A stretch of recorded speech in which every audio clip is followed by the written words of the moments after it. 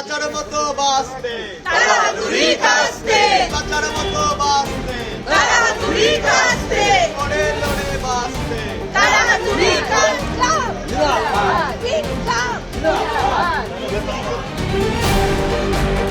রবিবার সরিয়ে সকালে একেবারে সকাল সকাল প্রচারে নেমে পড়েছেন যাদবপুরের সিপিআইএম প্রার্থী বিকাশ রঞ্জন ভট্টাচার্য এবং তার সঙ্গে রয়েছেন সুজন চক্রবর্তী।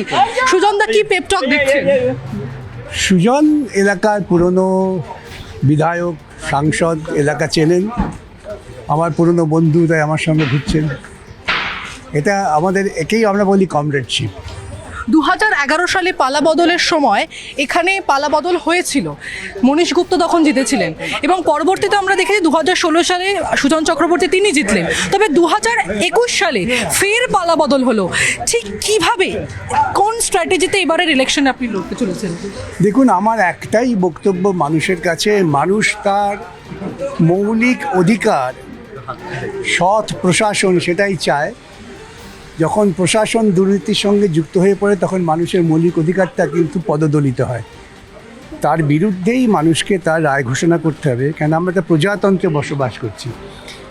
সেক্ষেত্রে প্রজাদের ঠিক করতে হবে যে তারা কিভাবে শাসক নির্ণয় করবেন, দুর্নীতিগ্রস্ত শাসক না সৎ চিন্তার প্রগতি চিন্তার শাসক, এটা তাদের বিবেচনা। আমরা এই বক্তব্যটাই রাখছি। 2021 সালে এখানকার যিনি তৃণমূল প্রার্থী ছিলেন দেবব্রত মজুমদার, তিনি প্রায় 1 লক্ষের কিছুটা কম ভোট পেয়েছিলেন এবং সুজন দা তিনি পেয়েছিলেন প্রায় 60 লক্ষ ভোট। 40,000-এর গ্যাপ ছিল। এই শূন্য গ্যাপটা কিভাবে ফুলফিল করবেন? সেটার জন্য তো আমাদের প্রচেষ্টা। মানুষের অভিজ্ঞতার পরিবর্তন হয়েছে, মানুষ ক্রমশ দেখেছেন, শিখেছেন, বুঝেছেন। মানুষ সেই সব মূল্যায়নের ভিত্তিতে ভোট দেবেন, তাতেই আমাদের যে গ্যাপ বলছেন এই গ্যাপটা কেটে যাবে।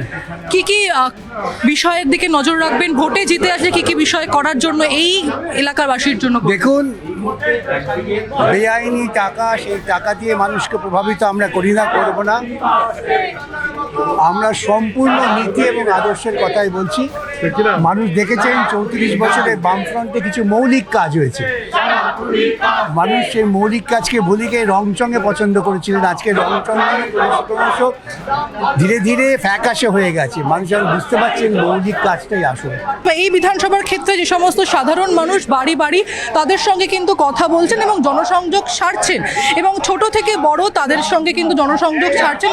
যে ছবিটা ইতিমধ্যে দেখা যাচ্ছে, এক শিশুকে কোলে নিয়ে একেবারে মিছিলে সামিল হয়েছেন যাদবপুর কেন্দ্রের সিপিআইএম প্রার্থী বিকাশ রঞ্জন ভট্টাচার্য।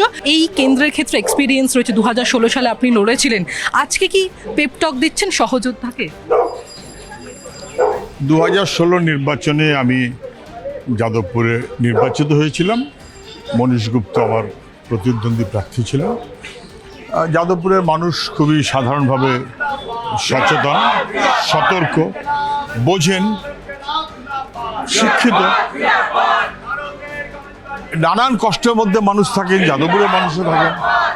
আর বিকাশদার মতন প্রার্থী, এটা যাদবপুরের মানুষ তাতে অত্যন্ত খুশি হয়েছে। যাদবপুরের মানুষ তাতে অত্যন্ত খুশি হয়েছেন। সেই নির্বাচনে আমরা জিতবো, মানুষের সমর্থন নিয়ে জিতবো, সেই কারণে এই প্রচার। 2021 সালের নির্বাচনে আপনার সঙ্গে দেবব্রত মজুমদার, তার যে গ্যাপ ছিল তা প্রায় 40,000-এর কাছাকাছি। সেই 40,000 গ্যাপিংটা ফুলফিল হবে কি এবারের নির্বাচনে? 2021-এর নির্বাচন তো বোঝেন, এমনভাবে বিজেপি তৃণমূল মিলিয়ে সব মিলিয়ে দিল্লির থেকে কি নাগপুর থেকে বাইনারি হলো যে বামেরা যেন নিশ্চিহ্ন হয়ে যায়। খুব কম আসন, কিন্তু আমাদের যাদবপুর, যেখানে আমরা দ্বিতীয় ছিলাম, এবার প্রথম হবে। গ্যাপটা বড় কথা না, নানান কারণে কোনো একটা গ্যাপ হয়।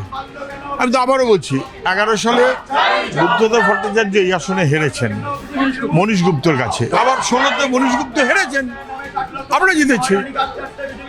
এরকম নয় যে কেউ একবার জিতেছেন মানে ওটা তার জন্য পার্মানেন্ট, কোনো ক্ষেত্রেই সত্য নয়। যাদবপুরে অবশ্যই সত্য নয় বিকাশ রঞ্জন ভট্টাচার্য জিতবেন। হ্যাঁ, মানুষ এখনো আপনাকে মনে রেখেছেন যে সাধারণ মানুষ দেখছেন তো, কার্যত আমার অ্যাটেনশন চলে গেলে তারাই হয়তো ঢেকে নিচ্ছেন। এটাই তো ভালো, আসল তো মানুষের ভরসা এবং ভালোবাসা। দুটোই। অনেক 72 সন থেকে 53 সন থাকতে আমি কাজ করি কংগ্রেস, এবার যে নমস্কার চাই। ক্যামেরায় খোকনের সঙ্গে প্রীতি, নিউজ 18 বাংলা, কলকাতা।